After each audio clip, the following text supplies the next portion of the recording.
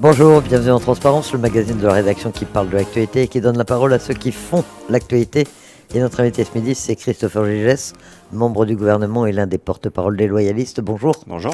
Merci d'accepter notre invitation. Alors, beaucoup de sujets à voir avec vous, sous vos casquettes de porte-parole des loyalistes et de membres du gouvernement, en charge notamment de l'économie numérique, de la transition énergétique, mais aussi du dialogue social. Justement, l'intersyndicale est en grève aujourd'hui.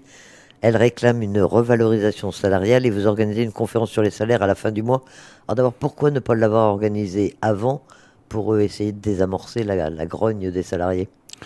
Parce que c'était un sujet qui était porté par différents membres du gouvernement. Moi, je suis pas forcément dans la majorité actuelle du gouvernement, mais on a voulu aussi laisser une chance au dialogue social, que le dialogue social puisse être nourri entre les organisations patronales et les organisations salariales. On voit qu'il y a un blocage, qu'il y a des demandes des deux côtés, à la fois des salariés, mais aussi des patrons, d'organiser cet événement. Donc ça fait à peu près 15 jours qu'on se voit régulièrement pour caler cette conférence sur les salaires et d'arriver à trouver un chemin social qui pourrait répondre aux problématiques des uns et des autres. Alors cette conférence sur les salaires, elle doit mener à quoi? C'est en fait tout mettre à plat, trouver un accord entre tous les partenaires sociaux sous l'égide du gouvernement? Non, tout mettre à plat, non, mais par contre, il y a des problèmes aujourd'hui en Nouvelle-Calédonie de ralentissement économique, mais aussi de pouvoir d'achat avec une inflation qui est galopante, des entreprises qui sont pas forcément en meilleure santé, mais on sait qu'il y a un problème sur les salaires en Nouvelle-Calédonie, et même le patronat l'a reconnu et a même proposé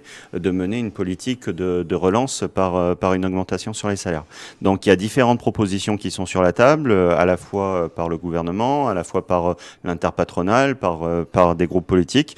Donc il faut les évaluer, il faut discuter et il faut arriver à trouver, et c'est le but de cette conférence, peut-être qu'on n'y arrivera pas du premier coup, mais le but c'est qu'on commence, mais je suis assez confiant sur un accord qu'on puisse trouver à l'issue de cette conférence sur augmenter les salaires, oui, en contrepartie d'une augmentation de la productivité, de la compétitivité des entreprises, et donc que chacun puisse faire des efforts, que les organisations patronales et les patrons qui peuvent augmenter les salaires le fassent, mais qu'en contrepartie, on puisse agir sur les longues maladies, sur la durée du travail, sur différentes mesures. Et le gouvernement doit apporter aussi des choses, à la fois sur peut-être des baisses de charges sociales qui se répercutent dans des augmentations de salaire, des primes exceptionnelles de pouvoir d'achat qui pourraient être déductibles de l'impôt sur le revenu et exonérées de cotisations sociales. Donc il y a des choses qui peuvent être proposées. Le principal, c'est comme pour l'avenir institutionnel, il faut savoir se parler entre nous et donc arriver à trouver un chemin ensemble. Au sein même du gouvernement, il y aurait un consensus pour porter ces mesures ou vous le dites, vous n'êtes pas dans la majorité du gouvernement? Est-ce que vous êtes un peu tout seul à porter ces dossiers Non, pas ou... du tout. Là-dessus, il y a une vraie volonté de travailler ensemble sur ces différents points. Donc, un courrier co-signé du président du gouvernement et de ma part va partir aux différents participants de cette conférence pour montrer il y a vraiment un portage uni sans jeu de mots, sur cette conférence. Mais il y a différents cabinets qui sont mobilisés. Le cabinet de Thierry Santa avec l'emploi, le cabinet de Gilbertu et non sur la fiscalité, le cabinet d'Adolphe Digoué sur la partie économique, Yannick Slamet sur les comptes sociaux. Donc vraiment, c'est une partie, moi, au titre du dialogue social, je vais animer cette conférence pour qu'on arrive à trouver un consensus sur cette thématique qui est important parce qu'on ne vit pas avec 200 ou 250 000 francs par mois en Nouvelle-Calédonie en ce moment. On survit, on ne fait pas beaucoup de choses. Donc il faut arriver à trouver une réponse à ces problématiques et aussi trouver des éléments de relance pour les entreprises calédoniennes. Quand les syndicats réclament une revalorisation de 6% pour faire face à l'inflation, c'est réaliste ou c'est seulement une position de base pour justement ouvrir un peu le dialogue et les discussions? C'est une position de base pour ouvrir les discussions, mais enfin, il y a des choses qui viennent sur un problème de niveau de salaire dans le secteur privé en Nouvelle-Calédonie qu'il faut traiter et qui doivent être traités en contrepartie d'augmentation de productivité et de compétitivité. Mais il y a aussi des problèmes sur l'inflation. Et ça, sur l'inflation, c'est ce que je disais tout à l'heure, on peut aussi apporter des mesures qui sont peut-être plus conjoncturelles parce que l'inflation n'est pas structurelle sur le long terme et des primes exceptionnelles de pouvoir d'achat, un rehaussement de l'intéressement pour les entreprises et pour les salariés. Donc à la fois quelque chose de structurel sur sur les salaires, et productivité et compétitivité, et une deuxième partie plus sur la question de l'inflation sur laquelle on pourrait trouver des solutions. La question se pose évidemment de façon tout à fait différente dans le public, et là, il n'y a pas de revendication du même ordre, il n'y a pas de réponse à apporter, ou on Non, sent... il y a des discussions en cours, il y a des avis qui sont différents sur ça. Les collectivités ont fait part de leur choix les unes et les autres sur la question de la revendication dans le secteur public pour la revalorisation du point d'indice comme en métropole, mais ça c'est pas mon secteur et c'est en cours. Est-ce que vous craignez un durcissement du climat social quand même dans le contexte actuel on dit, d'une inflation, d'un ralentissement économique? Est-ce que les choses vont se tendre? Ça fait longtemps qu'il n'y a pas eu de gros conflit social en Nouvelle-Calédonie, ça pourrait revenir? Oui, vous avez évoqué tout à l'heure le fait de pourquoi on l'a pas organisé plus tôt. Là, on l'organise maintenant parce que justement, il y a tous les ingrédients pour avoir une explosion sociale en Nouvelle-Calédonie et il n'est pas question de rien faire pendant une période aussi complexe au moment en plus où on va aborder les discussions institutionnelles, de l'inflation, un ralentissement économique, des gens qui arrivent plus ou qui voient la fin du mois arriver beaucoup plus vite que prévu. Donc le rôle des différentes collectivités, le rôle des responsables politiques, c'est de apporter des solutions, mettre tout le monde autour de la table, autour du dialogue social, parce que le dialogue social, il doit être nourri entre entreprises et salariés, mais on doit apporter des solutions. Et c'est bien pour ça qu'on va essayer de mener cette conférence sur les salaires. Justement, quelle est la situation économique réelle, si on peut dire, de la Nouvelle-Calédonie? Aujourd'hui, on parle de faillite ouvertement. Est-ce que c'est vraiment le bon terme? Est-ce que la Calédonie est en faillite? On sait que le budget ne sera pas voté avant la fin du mois de mars, en tout cas avant le mois de mars, et non pas en décembre comme naturellement. Tout ça sont des indices qui prouvent que la Calédonie va pas bien. Bah, dès lors qu'il faut demander un chèque à l'État pour équilibrer le budget de la Nouvelle-Calédonie, c'est que ça va pas bien. Donc, au-delà de la conférence sur les salaires, et c'est là que il faut que le gouvernement soit plus proactif. Il faut qu'on ait une vraie relance de l'économie, une vraie politique fiscale qui soit attractive et non plus confiscatoire comme ça a été proposé jusqu'à présent. Des mesures d'attractivité en Nouvelle-Calédonie pour éviter que les gens quittent la Nouvelle-Calédonie, mais plutôt reviennent et fassent rentrer des cotisations, fassent rentrer de la consommation dans les comptes de la Nouvelle-Calédonie. Mais oui, la Calédonie ne va pas bien économiquement aujourd'hui, mais pour autant, il y a des solutions à apporter. La première des solutions, c'est de donner un vrai cadre institutionnel, et c'est pour ça qu'il faut que les discussions aboutissent. Enfin, elles sont reprises, et maintenant il faut qu'elles aboutissent rapidement. Mais il y a aussi des mesures de soutien de pouvoir d'achat, de relance de l'économie, qui sont extrêmement importantes. On a un territoire qui est extrêmement résilient et un potentiel absolument fabuleux en Nouvelle-Calédonie qui ne mérite que à être exploité. Vous parliez du chèque de l'État pour boucler le budget de la Nouvelle-Calédonie. Qu'est-ce qu'il faut vraiment attendre de l'État? Est-ce qu'il est prêt vraiment à aider encore? On a envie de dire. On a cru comprendre lors du dernier voyage de Gérald Darmanin que l'État ne ferait plus des chèques en blanc, quoi, qu'il attendait quand même des initiatives, des efforts également de la part de la Nouvelle-Calédonie. Oui, il a raison. Gérald Darmanin, quand il demande un vrai projet industriel sur le nickel avant de faire un chèque, je le rejoins mille fois. Il faut une stratégie nickel calédonienne pour que les usines et les emplois soient stabilisés dans le temps et rapportent à la Nouvelle-Calédonie. Et c'est pareil pour les collectivités. C'est qu'est-ce qu'on met en face en matière de relance de l'économie calédonienne, qu'est-ce qu'on met en place en termes de réduction des dépenses publiques, de mesures d'accompagnement, et comment la Nouvelle-Calédonie peut aussi être utile à la France. La Nouvelle-Calédonie, elle est française. On n'est pas que français pour demander des chèques à l'État. On est aussi français pour apporter quelque chose en matière de décarbonation de l'industrie au niveau national, en matière de stratégie sur le numérique, en matière de rayonnement dans le Pacifique en tant que dernier territoire européen dans le Pacifique. Donc, c'est un vrai projet qu'on a à construire avec l'État, un vrai projet qu'on a à construire avec la France, d'une Nouvelle-Calédonie utile à la France.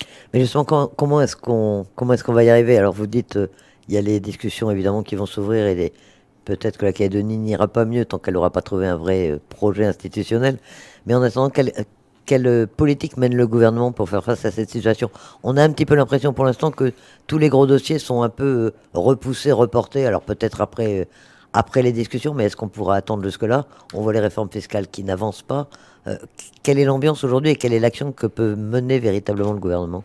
Ensuite, des réformes fiscales, si elles sont mauvaises, c'est mieux qu'elles n'avancent pas. Mais Oui, le gouvernement doit être davantage volontariste. Nous, on l'a dit au niveau des loyalistes depuis des mois maintenant, qu'on demande une vraie politique de relance de l'économie calédonienne, une vraie politique de réduction des dépenses publiques et qu'on arrête d'avoir une politique fiscale confiscatoire où on fait peur aux gens en permanence. Mais vous êtes entendu quand vous dites ça par le membre du gouvernement qui est en charge du dossier ou par l'ensemble du gouvernement? Avec le membre du gouvernement en charge de la fiscalité, Gilbert Tuyeno, c'est un peu complexe. Mais par contre, on n'a pas abandonné l'idée de faire passer nos idées. Enfin, quand je dis on prend en main la conférence sur les salaires également, en lien avec les différents membres du gouvernement, où on travaille avec le président du gouvernement, Louis Mapou, c'est pour apporter des solutions en commun et que chacun puisse faire des efforts les uns vers les autres. Ensuite, il faut que la collégialité puisse vivre. On a eu des exemples où c'était pas forcément le cas au cours de ces derniers mois, mais en étant optimiste, j'espère que ça sera mieux dans les prochaines Elle semaines. existe encore, c'est un problème qui se pose dans tous les gouvernements de la Nouvelle-Calédonie depuis l'origine. Il y en a où la collégialité semble fonctionner, il y en a où ça n'a pas l'air du tout de fonctionner. Le gouvernement Mapou, il est dans quel étiage? Il y a des problèmes avec certains membres. Enfin, quand Gilbert Thuyennon révoque de manière non concertée 3 administrateurs loyalistes du conseil d'administration d'Ercalin sans alerter la collégialité elle fonctionne pas dans ces cas-là. Et c'est un comportement qui est pas acceptable. Enfin, les déclarations de Gilbert Thuyennon de manière générale ces dernières semaines où il remet en cause la paix en Nouvelle-Calédonie sont pas acceptables. Donc il n'y a pas un fonctionnement optimal de la collégialité. Il y a une volonté de travailler ensemble de notre part. On l'a toujours dit. Je sens que du côté peut-être plus du Palika, il y a une volonté de travailler ensemble. J'espère que ça se concrétisera. Vous parliez d'Air Calédonie International, vous-même vous êtes administrateur d'ACI, vous n'avez pas été évincé? Ouais, j'ai échappé à la purge tuyonnesque. Peut-être qu'il n'a pas osé sortir un membre du gouvernement, mais ça m'a pas empêché de lui dire ce que je pensais de ses méthodes. En attendant, le gouvernement tient. On avait dit que le gouvernement Mapou était fragile, qu'il pouvait tomber dès le mois d'août. Finalement, vous êtes en fonction et on ne parle plus aujourd'hui d'une chute du gouvernement. Ça vous paraît être encore une hypothèse crédible, possible, ou est-ce que c'est écarté pour l'instant? L'éveil océanien avait sifflé la fin du match sur une possible chute du gouvernement. Faire chuter le gouvernement si on n'a pas de majorité derrière, ça n'a absolument aucun sens. Et en plus, c'est reparti pour 18 mois. Nous, on l'a toujours dit, on considère que les loyalistes doivent diriger une des principales institutions de la Nouvelle-Calédonie entre le Congrès et le gouvernement. Si demain, on devait avoir une majorité au sein du gouvernement, bien entendu, on prendrait nos responsabilités. Pour le moment, on n'a pas de majorité. Mais pour ça, on est payé en tant que membre du gouvernement, donc on est payé pour travailler, et c'est ce qu'on essaye de faire sur... pas toujours simple, mais ce qu'on essaye de faire sur nos dossiers. Alors vous avez plusieurs secteurs, enfin tout le monde a plusieurs secteurs, vous en avez beaucoup, et ils sont très différents les uns des autres. Un dialogue social, c'est vrai qu'on n'a pas forcément souvent l'habitude de vous entendre sur ce sujet. En revanche, l'économie numérique, la transition énergétique, beaucoup plus. Comment est-ce qu'on arrive, là, sur un plan factuel, à traiter des dossiers aussi différents les uns des autres? J'ai d'excellents collaborateurs. Mais te repose sur eux. Non, mais c'est des sujets qui sont aussi passionnants les uns que les autres.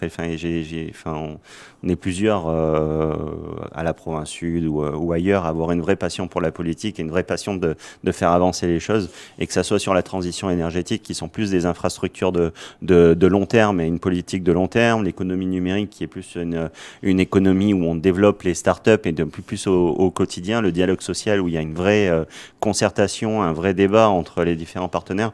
Tous les secteurs sont aussi passionnants les uns que les autres, et c'est pour moi, j'ai toujours dit que c'était un honneur d'être membre du gouvernement de la Nouvelle-Calédonie, même si c'est pas toujours facile en ce moment. La transition énergétique, justement, c'est vraiment un sujet dont on parle beaucoup, c'est très, très à la mode, très dans l'air du temps. La Calédonie, on est où? C'est plutôt un bon élève? On a été très longtemps un très mauvais élève en matière d'émissions de gaz à effet de serre, et aujourd'hui... Par nombre d'habitants. Par nombre d'habitants, oui, parce on est particulier, on est une île, on n'est pas beaucoup, mais on a 3 usines métallurgiques qui sont parmi les plus grandes mondiales, et donc les émissions de gaz à effet de serre étaient importantes. Aujourd'hui, moi je suis ravi, et c'est une vraie fierté, ça doit être une vraie fierté pour la Nouvelle-Calédonie d'entendre l'Union européenne, l'AFD, l'État, de dire qu'aujourd'hui le modèle calédonien est un modèle mondial, national et européen, et même dans la zone Pacifique, en matière de développement des énergies renouvelables. On est en train d'inverser totalement le mix énergétique de la Nouvelle-Calédonie. On était à 80% d'énergie fossile. On arrivera en 2030 à 70% d'énergie renouvelable aussi dans la métallurgie. On sera à 100% d'énergie renouvelable dans la partie distribution publique l'année prochaine. Et c'est pas quelque chose qui fait juste plaisir en chiffres. C'est aussi des emplois qui sont créés, des dynamiques qui sont données, des cotisations qui rentrent, et un vrai positionnement de la Nouvelle-Calédonie sur le côté nickel, le fait de développer un nickel propre et de se positionner sur les marchés internationaux. Donc oui, ça avance bien. On a eu un petit épisode au Congrès qui a fait que le schéma a été retardé, mais c'est pas grave. On continue à travailler, on continue à expliquer et on continue à développer la Nouvelle-Calédonie. Le schéma, il va être adopté quand? Vous avez déjà une idée? Vous avez une visibilité sur le calendrier? On doit passer en commission du Congrès le 26 décembre, le lendemain de Noël. Donc j'espère que les élus du Congrès seront touchés par l'esprit de Noël pour discuter de ce sujet important. Mais vous savez, quand on voit que les coûts du charbon ont été multipliés par 4 et qu'un bateau pour Enercal coûtait 400 millions il y a 6 mois et coûte 2 milliards aujourd'hui, on a tout intérêt, même financièrement, au-delà du côté environnemental, à accélérer encore plus la transition énergétique et nous rendre moins dépendants aux énergies fossiles. Ça serait quand même le comble que les indépendantistes soient pour une dépendance à quelque chose. Mais globalement, il y a un consensus sur ce sujet. Le report de l'adoption du schéma de transition énergétique était plus de politique politicienne que sur le fond même du dossier, non? Oui, je pense. Ils ont demandé des éléments complémentaires qu'on leur donnera lors de la commission. Vous savez, sur un dossier comme ça et à la veille des discussions institutionnelles, c'est bien si on arrive à trouver un consensus. Ça serait une belle image pour la suite. Vous dites qu'il faut accélérer. Est-ce qu'il n'y a pas aussi un risque tout de même d'aller trop vite dans ce domaine? C'est encore tout nouveau. On expérimente toutes ces nouvelles technologies. On ne les a pas vues sur le long terme. C'est pas un peu dangereux de foncer tête baissée dans cette transition énergétique? On fonce, c'est sûr, mais on fonce pas tête baissée parce que on essaye vraiment de se rendre moins dépendant aux énergies fossiles et on a besoin d'avancer vite. La technologie en matière de panneaux photovoltaïques, elle est éprouvée. Enfin, moi, j'étais collaborateur de Sonia Backes qui avait passé les premiers textes en matière d'énergie en 2012, où les prix du kilowattheure étaient à 25 francs du kilowattheure. Aujourd'hui, on a 5 francs du kilowattheure, donc la révolution s'est faite. Le vrai sujet est de définir la stratégie nickel qu'on souhaite pour la Nouvelle-Calédonie, parce que de ça va dépendre les infrastructures qu'on mettra en place sur la partie énergétique. Si on a des usines qui passent de la pyrométallurgie à l'hydrométallurgie et beaucoup moins énergivores, on a besoin de moins de puissance, notamment sur les énergies fossiles qui nous restera. Donc il y a un bon mix à trouver, mais ça se fera dans les 6 prochains mois. Pour la SLN, le mix, il a été trouvé, il va être efficace. La centrale autonome transitoire est taquée là maintenant, ça va fonctionner? Bah, la 4 est taquée. Le but, c'est qu'elle soit vraiment transitoire et qu'elle parte rapidement.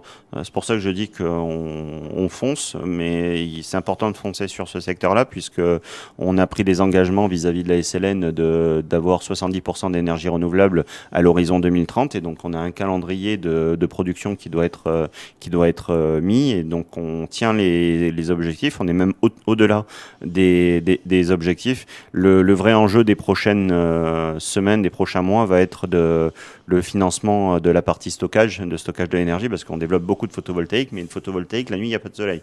Donc c'est mieux de pouvoir stocker son énergie, et ce qui va être les vraies discussions, notamment avec l'État, sur la mise en place de STEP, qui sont des bassins par pompage qui feront du stockage d'énergie. Le photovoltaïque, c'est l'énergie de demain pour la Nouvelle-Calédonie, ou est-ce qu'on envisage de développer d'autres systèmes, d'autres énergies alternatives? Oui, on a d'autres systèmes comme notamment l'éolien ou l'hydroélectricité sur des petits barrages, mais enfin le photovoltaïque reste malgré tout l'énergie qui est le moins chère et qui est le plus efficace à l'heure actuelle en Nouvelle-Calédonie. En plus, on n'est pas la Martinique ou la Réunion ou la Guadeloupe, on a de la place. Et donc le fait d'avoir de la place, ça nous permet d'avoir des fermes photovoltaïques qui sont compétitives et qui permettent surtout, enfin on parle beaucoup du secteur métallurgique, mais aussi de pouvoir à terme baisser la facture d'énergie aux Calédoniens, parce que l'énergie est extrêmement chère en Nouvelle-Calédonie et pèse, on parlait tout à l'heure du pouvoir d'achat, c'est un des gros postes de dépenses des ménages calédoniens. Et donc l'objectif à terme, c'est de pouvoir baisser cette facture aussi à la population. Et donc d'inciter les Calédoniens à s'équiper en photovoltaïque. Ouais, on a déjà avancé très vite là-dessus. Enfin, on a un taux d'installation qui est 20 fois supérieur à la métropole et supérieur à l'Australie en photovoltaïque en toiture, parce qu'on a mis en place des dispositifs incitatifs. Hein. D'abord, que l'autoconsommation soit totalement hors quota et donc soit autorisée naturellement, un tarif de rachat qui est encore maintenu à 15 francs du kilowattheure et une déductibilité fiscale qui est l'ordre de 2 millions pour les foyers. Donc ça a fait qu'on a installé environ 70 mégawatts en toiture en Calédonie, ce qui est extrêmement important. Et la voiture électrique, vous y croyez? C'est vraiment Je crois en la la voiture de demain? Je crois en la voiture propre, en tout cas la voiture électrique. On a pris volontairement du retard ces dernières années parce que on souhaitait d'abord verdir notre mix énergétique, parce que des voitures électriques alimentées au fuel et au charbon, ça n'avait pas beaucoup de sens. Donc on a verdi notre mix. On installe des bornes un peu partout sur l'ensemble de la Nouvelle-Calédonie. L'année prochaine, on accompagnera les Calédoniens sur le prix de la voiture électrique à travers un bonus. Donc ça sera une première réponse, mais et déjà une première réponse aussi au niveau du pouvoir d'achat, puisqu'un plein sur une voiture électrique type SUV, on est à 7500, 8000 francs sur de l'essence et on est à 700 francs pour la même autonomie avec de l'électrique. Mais ça mérite d'être accompagné. On continue à regarder ce qui se fait. Il y aura des véhicules à l'hydrogène qui seront certainement à mettre en place dans un second temps. Et ça demande tout un équipement, évidemment, sur le territoire. Oui, mais on est en train d'installer 130 bornes cofinancées par l'Agence calédonienne de l'énergie et par l'ADEME. Il y a 80 millions qui ont été mobilisés. Donc il y aura 130 bornes sur l'ensemble de la Nouvelle-Calédonie pour éviter qu'on tombe en panne quand on fait un tour en voiture électrique. L'État regarde cette politique de transition énergétique d'un bon œil. C'est un secteur dans lequel l'État peut apporter son aide, puisque on disait pas de chèque en blanc, pas de chèque en blanc, mais là, s'il y a effectivement des vrais projets, une vraie volonté, l'État peut en revanche apporter son aide. Oui, et dans le cadre d'un vrai projet. Enfin, moi, je me raccroche souvent au plan France 2030 qui est porté par le président de la République avec la décarbonation de l'industrie, une vraie transition énergétique. Et on travaille avec l'État depuis de longs mois sur ce projet de la transition énergétique, puisque c'est des investissements de long terme. Et on a toujours eu des échos qui sont extrêmement positifs, à la fois de l'Élysée, de Matignon et de Agnès Pannier-Runacher, qui est ministre de la transition énergétique, que j'avais eu l'occasion de rencontrer lors de mon dernier déplacement en métropole.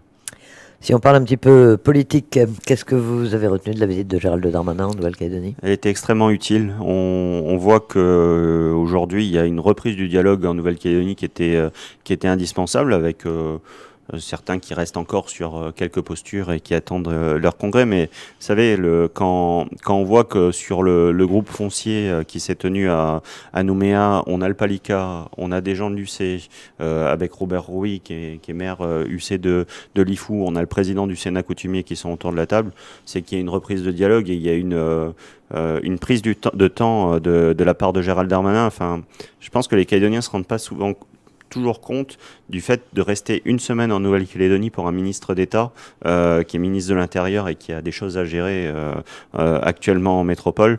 C'est quand même un investissement personnel extrêmement important et qui a été utile parce qu'il a pu comprendre le dossier calédonien, peut-être pas totalement, mais au moins il a tissé des liens avec les personnes loyalistes qu'ils avaient déjà et aussi indépendantistes. Il a eu raison d'accepter le calendrier des indépendantistes qui ne veulent pas discuter avant la tenue de leur congrès, du congrès du FLNKS et du congrès populaire. Ouais, enfin, vous savez, nous, on est depuis de longs mois, on demande qu'on avance sur le sujet. Les Calédoniens, ils ont besoin de visibilité, ils ont besoin que la Nouvelle-Calédonie avance, ils ont besoin de stabilité. Et là, on leur retarde encore un peu le calendrier, non? Et j'allais y venir. Pas grand-chose allait se passer au cours du mois de janvier. Donc, s'il faut attendre fin janvier pour qu'on avance plus vite après, c'est peut-être la bonne solution. Le but est d'avancer plus vite après. Et est-ce que vous avez un sentiment ou non d'un des indépendantistes? Vous avez l'impression que là, ils vont être prêts à retourner autour de la table, qu'effectivement cette visite ministérielle a un peu débloqué les choses? Je sens qu'il y a une reprise du dialogue. Ensuite, les voix des indépendantistes sont souvent impénétrables, notamment à l'UC.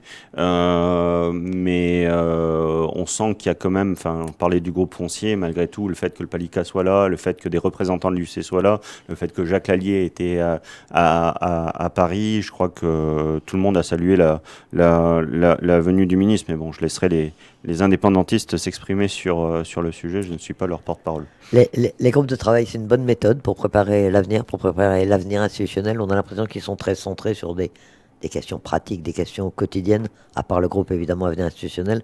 Ça peut servir à quelque chose? Oui, parce que ça, souvent sur des côtés pratiques et de quotidien, on peut se mettre d'accord un peu plus facilement que sur des questions institutionnelles. Et donc, il faut vraiment qu'on puisse définir le projet de société qu'on souhaite pour la Nouvelle-Calédonie en termes de nickel, de transition énergétique, de foncier et les différents sujets. Et ensuite, on met en place les institutions qui permettent de porter ce projet de société.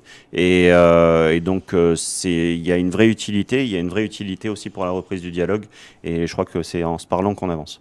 Comment est-ce que vous voyez la suite du processus et le calendrier aujourd'hui? Quelle visibilité justement on peut donner aux Calédoniens? Ce qu'il faut leur dire d'attendre encore, c'est quoi? C'est 2023 va être une année de discussion et on aura trouvé peut-être quelque chose avant 2024 ou est-ce qu'il faut voir au-delà? Bah, nous, on est tenu par le relevé de conclusion de la convention des partenaires qui s'est tenu à Paris avec un calendrier qui est posé, avec des élections provinciales qui se tiendront en 2024. C'est ce qu'on avait demandé quand on avait été à Paris, qu'on ait un calendrier précis et un engagement de la part de l'État que les élections provinciales se tiennent en 2024. Donc ça a été posé dans le relevé de conclusion. Il est marqué que les groupes de travail doivent se conclure en milieu d'année 2023 et ensuite synthétiser autour d'un projet. On reste sur ce qui a été décidé à Paris. Globalement, vous êtes optimiste aujourd'hui ou un peu inquiet quant à la situation économique, situation sociale, incertitude sur l'avenir? Vous savez, quand on regarde la Nouvelle-Calédonie qui a vécu 3 référendums, 3 crises sanitaires et qu'on a une résilience pareille des entreprises calédoniennes et des Calédoniens de manière générale, on peut être qu'optimiste parce qu'il y a un engagement de la part de la population qui est... moi, je suis toujours impressionné de ça. Notre rôle est d'être optimiste aussi, de mettre en place les mesures qu'il faut pour avancer. Il faut rester prudent, parce qu'on a des partenaires qui sont parfois surprenants. Mais la Nouvelle-Calédonie a beaucoup de potentiel qui n'attend juste qu'à être développé. Et donc, oui, je reste optimiste, mais prudent sur la suite institutionnelle. Une raison d'être optimiste aussi, je sais, avant de conclure, c'est le football. Vous êtes un vrai passionné, vous suivez cette Coupe du Monde avec beaucoup d'intérêt. Ouais, Et d'espoir. Non, pas d'espoir parce qu'on va gagner dans la nuit de dimanche à lundi contre l'Argentine. Donc ça va être un très beau match entre la France et l'Argentine, entre Mbappé et Messi. Et moi qui suis fan du PSG, il y a 2 grands joueurs du PSG qui sont dedans. Mais la France gagnera contre l'Argentine et mettra sa 3e étoile sur son maillot. On sait pas que le football, c'est très politique aussi. Ça peut être un instrument de cohésion ici. Bah, quand j'entends Gilbert Tuyenon sur votre antenne soutenir la France, ça peut faire que plaisir. Et de voir des gens qui sont indépendantistes, je sais indépendantistes avec le maillot tricolore, ça donne de l'espoir. Et parfois, le sport, ça rassemble au-delà des idéologies et c'est une très bonne chose. Christopher Gégès, merci d'accepter notre invitation. Merci à vous.